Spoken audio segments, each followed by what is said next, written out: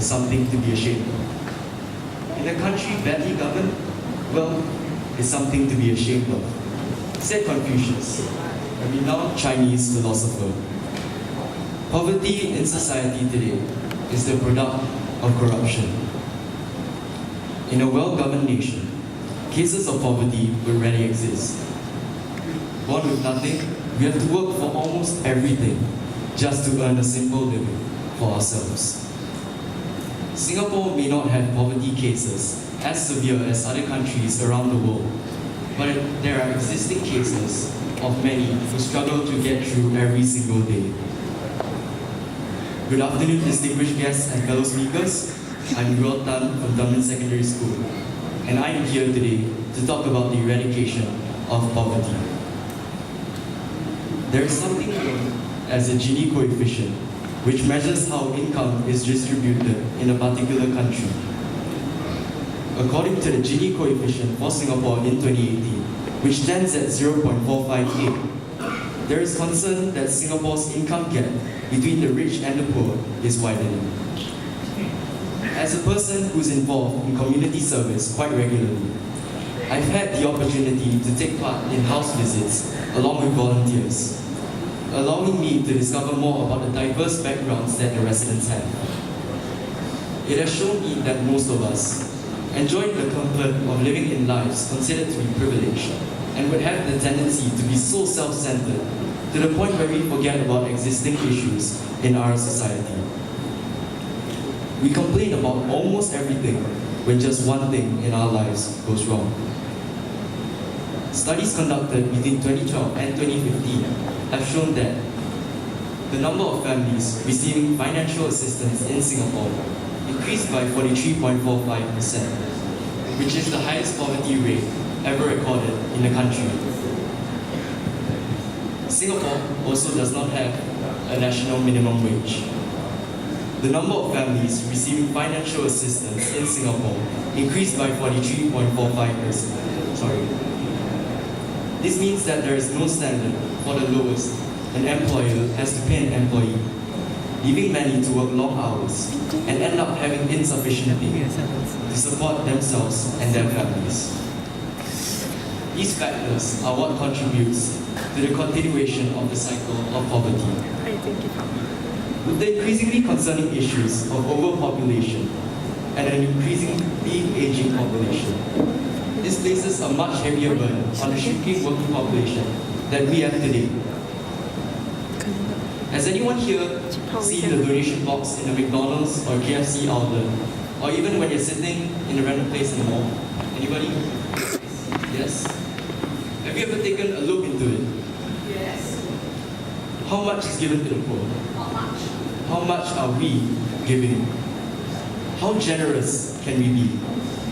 Placing a $1 coin or a $2 note into that glass box may already make a difference, but will it ever be enough? Here's a scenario.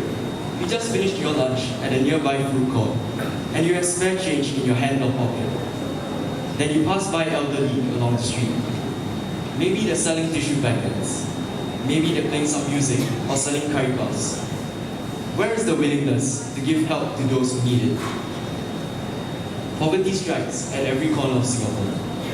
Its presence visible along the common pedestrian street, the overhead bridge connecting bus stops, or the underpasses connecting parks to residential areas. All of these places we go through in our passing days. Which of these days do you stop and take notice of the man in rags, or the disabled women, or the penniless disabled?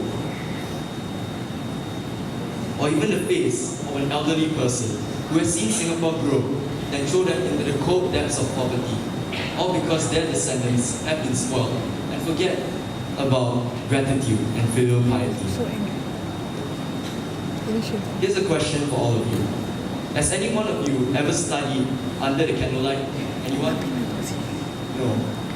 Well, the very last time that I heard about someone studying under the candlelight was from the story of Huang Heng, a scholar from the Western Han Dynasty in ancient China.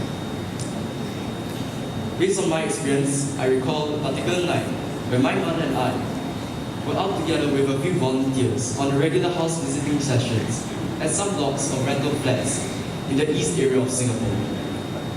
We came across 3 young children, aged 9 to 11, studying and doing their revision under the candlelight because their electrical bills were left unpaid for many months. We were astounded by the state of their household and their determination to study under such circumstances. Poverty is invisible to the eyes of many here in Singapore.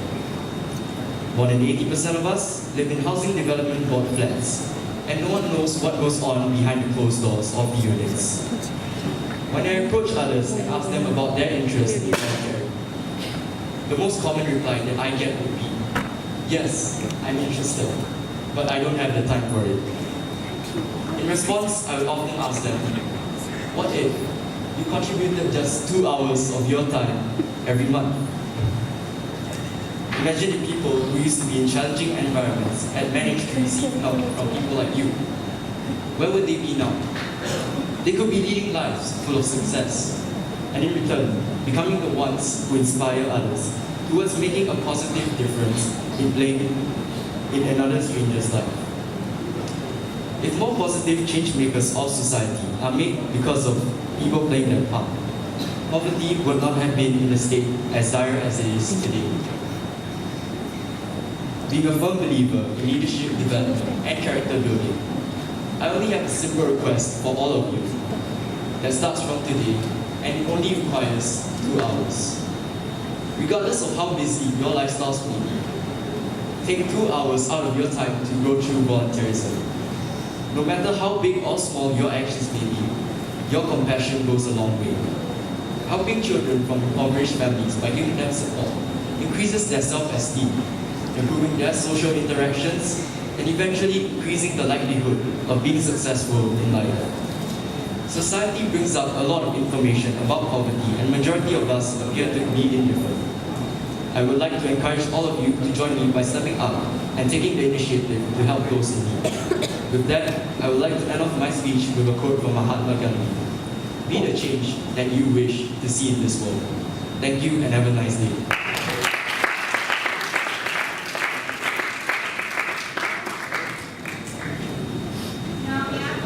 Now, may I have 1 minute of your time to remain silent for the judges to do the marking?